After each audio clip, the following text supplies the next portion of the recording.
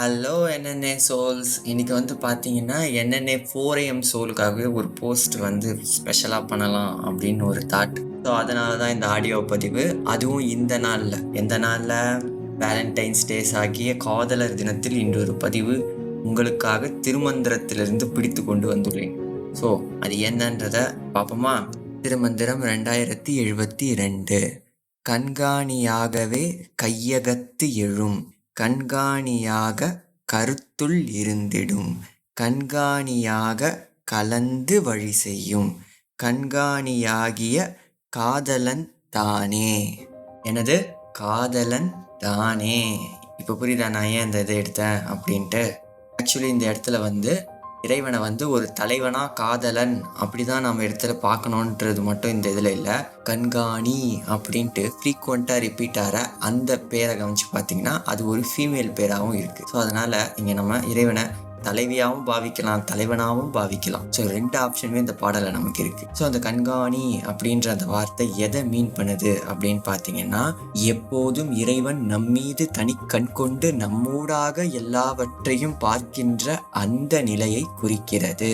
அதை எப்படி சொல்லுவாங்கன்னா, ஆண்டவருடைய அந்த நிலையை சர்வ சாட்சி அப்படின்னு சொல்லுவாங்க. சர்வ சாட்சி அப்படிங்கிறது என்னன்னா, சர்வமும் மொத்தமும், அதாவது தட் அல்டிமேட் விட்னஸிங் பண்ணிட்டு எல்லாவற்றையும் கண்காணிச்சுட்டு வர இறைவனை தான் திருமூலர் கண்காணி அப்படின்ற அழகான பேரை வச்சு குறிப்பிடுறாரு. கண்காணியாக கையகத்தே எழும், கை அகத்தே எழும் அப்படின்றது என்னன்னா, நம்மளோட கை அளவை பொறுத்து தான் நம்மளுடைய செயல்ன்றது இருக்கும்.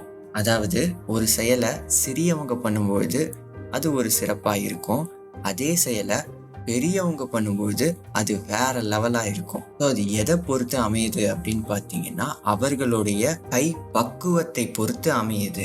நம்ம நிறைய இடத்துல சொல்ல கேட்டிருப்போம்ல, உங்க கைப்பக்குவமே கைப்பக்குவம் தாங்க அப்படின்ட்டு. அதாவது கைன்றது அவங்களோட அந்த பிசிக்கல் கையை மட்டும் குறிக்கல, அவங்களோட செயல்திறன், அவங்களோட கேப்பபிள் அறிவு. ஸோ அப்படி இறைவன் அவங்கவுங்க அளவில் என்னென்ன கையகத்தே செய்கிறாங்களோ அந்த அளவில் அவங்களுக்கு உள்ள அறிவுக்கு அறிவாக இருந்து கண்காணியாக உதவி செய்கிறாரு. ஸோ அதுதான் முதல் வரி குறிப்பிடுது, கண்காணியாக கையகத்தே எழும் அப்படின்ட்டு. அடுத்த வரியில் கண்காணியாக கருத்துள் இருந்திடும், அதாவது இறைவனோட கண்காணிக்கின்ற அந்த சர்வசாட்சியான நிலை எப்படிப்பட்டது அப்படின்னு பார்த்தீங்கன்னா, நம்ம வெளிப்படுத்துகிற ஒவ்வொரு கருத்துலேயும் அவரோட கவனம்ன்றது இருக்கும். அதாவது நீங்கள் ஒரு வார்த்தையை சொல்லிட்டீங்க இந்த இடத்துல இந்த பொழுது அப்படின்றது மட்டும் அவங்க விஷயமா இருக்காது. அந்த வார்த்தையை நீங்கள் ஏன் சொன்னீங்க, எதனால் அப்படி சொன்னீங்க, அந்த வார்த்தைக்கு உள்ளே இருக்கிற அந்த நோக்கம் என்ன, உங்களோட அந்த இன்டென்ஷன் என்ன அப்படின்றது வரைக்கும் அவருக்கு புரியும். அதை தான் கண்காணியாக கருத்துள் இருந்திடும். வெளியிலேருந்து பார்க்குற மாதிரியான பார்வை கிடையாது. வெளியில் இருக்கிறவங்களுக்கு என்ன தெரியும்னா, நீ இந்த வார்த்தையை சொல்லிட்ட அப்படின்ட்டு தான் அவங்களுக்கு தெரியுமே தவிர, அந்த வார்த்தைக்கு பின்னால் இருக்கிற அந்த ஒரு ஆசையோ இல்லை அதுக்கு பின்னாடி இருக்கிற ஒரு சோகமோ ஒரு கஷ்டமோ எல்லாவற்றையும் அவர் அந்த கருத்துக்குள்ளே இருந்து புரிஞ்சுப்பார். அதுதான் இந்த வரி சொல்லுது. அது ஏன் அவரால் அப்படி புரிஞ்சிக்க முடியுது அப்படின்னு பார்த்தீங்கன்னா, ஏன்னா அவர் நம் மீது அந்த அளவிலான ஒரு காதலையும் அன்பையும் கொண்டுள்ளார்.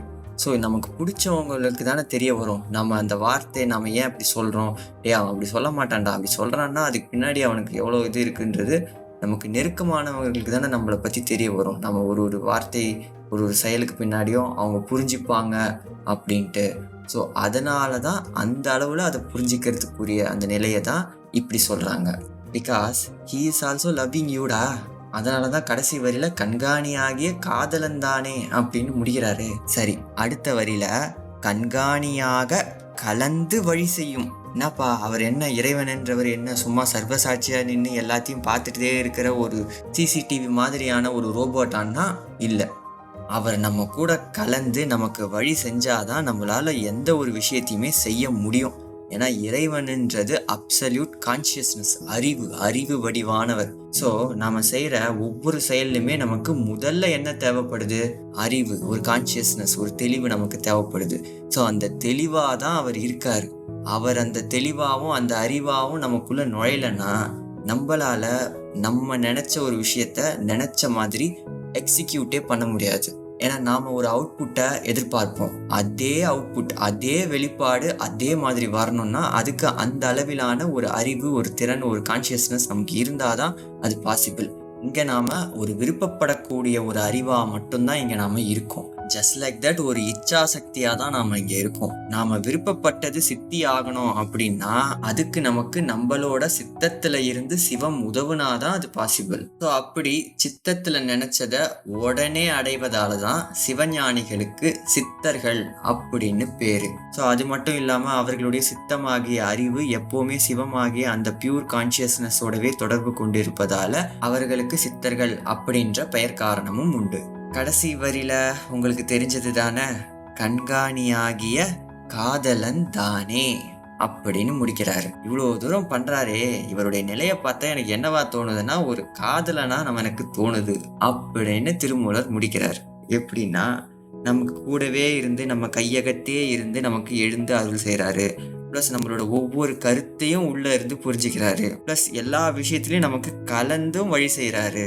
ஸோ இவ்வளோ தூரம் பண்ணும்போது இதெல்லாம் ஏதோ இந்த அடிப்படையில் பண்ணுவார், ஏதோ ஒரு அன்பு இருக்கு நம்ம மேலே அவருக்கு. அதனால தான் இவ்வளோத்தையும் அவர் பண்ணுறாரு. அதனால அவர் சொல்றாரு, கண்காணியாகிய காதலன் தானே அப்படின்னு முடிக்கிறாரு. கண்காணிய மனசுல ரெக்க கட்டி அப்படின்னு சொல்லிட்டு இன்னைக்கு லவ்வர்ஸ் எல்லாரும் லவ் சாங் கேட்டு வைப் பண்ண போறாங்க. நாம அருள் சாங் கேட்டு அவரோட வைப் பண்ண போறோம். So that's the different of என்னென்ன சோல்ஸ்டா. பணிந்து பணிந்து பாடுமினோ உலகீர் அப்படின்னு தானே வள்ளல் பெருமானார் கூட சொல்றாரு. உலகவருக்கு இன்னைக்கு ஒரு நாள் தான் காதலர் தினம். ஆனா நம்ம என்னென்ன 4am சோல்ஸுக்கு ஒவ்வொரு காலை பொழுதுமே காதல் இன்பம் தான். ஸோ அதனால அருள் நூல்களை படிங்க, அருளாளர் ஆசியை பெறுங்க, அருட்பெரும் ஜோதி ஆண்டவர் மீது உண்மையான அன்பு செலுத்துங்க என்று சொல்லிக்கொண்டு விடைபெறுவது இது நானே அல்ல, நான் உங்க நண்பன் வரா ஸ்கொயர்.